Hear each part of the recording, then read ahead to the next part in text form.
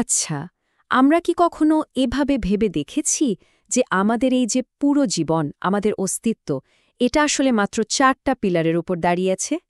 হ্যাঁ, একদম ঠিক শুনেছেন, ৪টা সুস্পষ্ট অকাট্য নিদর্শন। আজকে আমরা কুরআনের ঠিক এমনই একটা আয়াত নিয়ে কথা বলবো, যেটা এই ৪টা ভিত্তিকেই আমাদের সামনে একদম পরিষ্কার করে তুলে ধরে। চলুন সূরা আল বাকারার ২২ নম্বর আয়াতের গভীরে যাই আর দেখি সেখানে আমাদের জন্য কি অপেক্ষা করছে। দেখুন, এই আয়াতটা কিন্তু কোনো সাধারণ কথা না। এটা অনেকটা স্রষ্টার পক্ষ থেকে পাঠানো একটা চিঠির মতো, যেখানে তিনি আমাদের চারপাশের এমন ৪টা নিদর্শনের কথা বলছেন, যা আমরা প্রতিদিন দেখি, কিন্তু সত্যি বলতে হয়তো সেভাবে কখনো খেয়ালই করি না। অথচ এই ৪টা জিনিসই কিন্তু আমাদের জীবনের একেবারে মূল ভিত্তি। চলুন তো এক এক করে এই পিলারগুলোকে একটু ভেঙে দেখি। তো আয়াতটা শুরুই হচ্ছে আমাদের সবচেয়ে কাছের অথচ সবচেয়ে বিশাল দুটো বাস্তবতা দিয়ে। একটা হলো আমাদের এই পায়ের নিচের পৃথিবী, আর আরেকটা হলো আমাদের মাথার ওপরের ওই বিশাল আকাশ। আসুন প্রথমে এই দুটো ব্যাপার নিয়ে একটু ভাবি। আল্লাহ বলছেন তিনি পৃথিবীকে আমাদের জন্য একটা ফিরাস বা বিছানা বানিয়েছেন। এখন ফিরাস শব্দটা শুনলে আমাদের মাথায় হয়তো শুধু শোয়ার বিছানার কথা আসে, তাই না? কিন্তু এর অর্থটা আরও অনেক গভীর। এর মধ্যে লুকিয়ে আছে আরাম, স্থিরতা আর নিরাপত্তার একটা দারুণ কনসেপ্ট। একবার ভাবুন তো, মাত্র এক মুহূর্তের জন্য যদি এই পৃথিবীটা সব সময় ভূমিকম্পের মতো কাঁপতে থাকত, বা এর মাটি যদি এমন হতো যে এখানে কিছুই করা যায় না, আমাদের জীবনটা কি আদৌ সম্ভব হতো? হতো না। তাই এটা আসলে আমাদের জন্য নিখুঁতভাবে তৈরি করা একটা নিরাপদ আশ্রয়। এরপর আয়াতটা আকাশের কথা বলছে, যাকে বলা হয়েছে বীণা, মানে একটা সুরক্ষিত ছাদ। আমরা যেটাকে খালি চোখে শূন্যস্থান দেখি, সেটা আসলে মোটেই খালি না, বরং এটা একটা অদৃশ্য কিন্তু প্রচণ্ড শক্তিশালী বর্মের মতো। এই যে বায়ুমণ্ডলের ছাদ, এটাই তো আমাদের সূর্যের ক্ষতিকর রশ্মি থেকে বাঁচায়, মহাকাশ থেকে ছুটে আসা উল্কাপিণ্ড থেকে রক্ষা করে, মানে হাজারো বিপদ থেকে একটা অদৃশ্য ঢালের মতো কাজ করে। এমন এক পারফেক্ট প্রোটেকশন সিস্টেম, যা ছাড়া পৃথিবীতে প্রাণের অস্তিত্বের কথা চিন্তাই করা যায় না। আচ্ছা, পৃথিবী আর আকাশের এই পারফেক্ট ডিজাইনের পর আয়াতটা আমাদের এমন একটা সিস্টেমের দিকে নিয়ে যায়, যা আমাদের সবার জন্য খুব গুরুত্বপূর্ণ, আমাদের রিস্ক বা জীবিকা। কিভাবে এই আকাশ আর জমিন একসাথে মিলে আমাদের খাবারের ব্যবস্থা করে, চলুন সেটাই দেখি।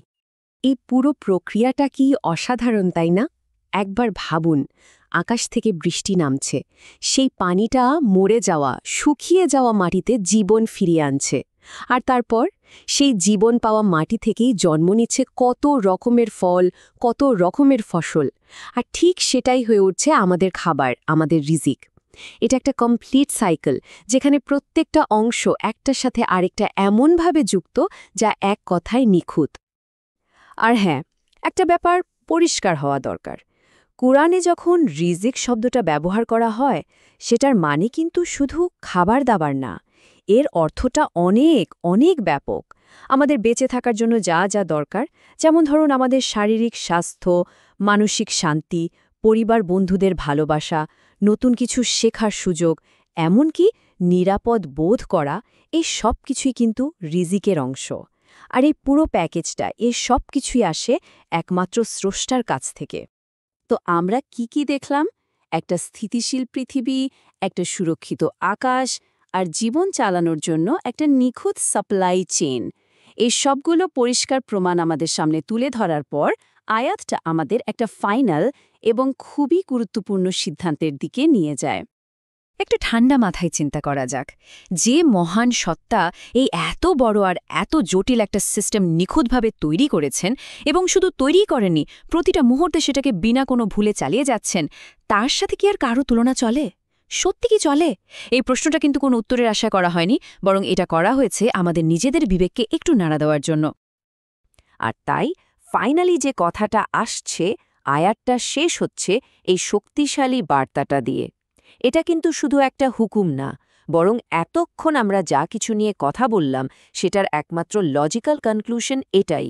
যখন আমরা আমাদের জ্ঞান, আমাদের কমন সেন্স দিয়ে বুঝতে পারছি যে এই সব কিছুর স্রষ্টা শুধুমাত্র একজনই, তখন তার সাথে অন্য কাউকে শরিক করাটা, সেটা তো চরম অযৌক্তিক একটা ব্যাপার, তাই না? আয়াতের একদম শেষের এই অংশটা, ওয়া আনতুম তালামুন, বা জেনে শুনে, এটা কিন্তু খুবই গুরুত্বপূর্ণ। এই কথাটা যেন চোখে আঙুল দিয়ে দেখিয়ে দেয় যে ইসলামে বিশ্বাস বা ঈমান কোনো অন্ধ ব্যাপার না, বরং এটা আসে আমাদের চারপাশের সৃষ্টিজগৎকে দেখে, সেটা নিয়ে চিন্তা করে, জ্ঞান আর যুক্তি ব্যবহার করে।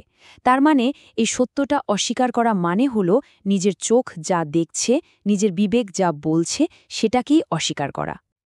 আর দেখুন, কোরআনের প্রায় প্রত্যেকটা আয়াতই কিন্তু আমাদের এভাবেই গাইড করে, আমাদের চারপাশের দুনিয়াটাকে নতুন করে দেখতে শেখায়, গভীরভাবে ভাবতে শেখায়। আর আল্লাহস ক্রিয়েশন চ্যানেলে আমাদের এই সফরের উদ্দেশ্য ঠিক এটাই। আমরা একসাথে দেখব, শিখব আর স্রষ্টার এই নিদর্শনগুলো নিয়ে চিন্তা করব।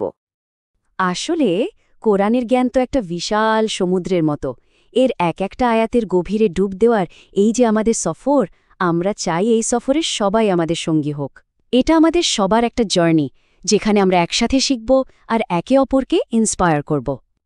ইনশাআল্লাহ, পরের আয়াতে আবারও কথা হবে। আমাদের এই জ্ঞান অর্জনের সফরে যদি একজন সক্রিয় সঙ্গী হতে চান, তাহলে চ্যানেলটি সাবস্ক্রাইব করে রাখতে পারেন। আর হ্যাঁ, আজকের এই আয়াতটা থেকে আপনার সবচেয়ে বড় উপলব্ধি কী ছিল, সেটা কিন্তু আমাদের কমেন্টে জানাতে ভুলবেন না। আল্লাহ আমাদের সবার জ্ঞান আর বুঝ বাড়িয়ে দিন। আসসালামু আলাইকুম।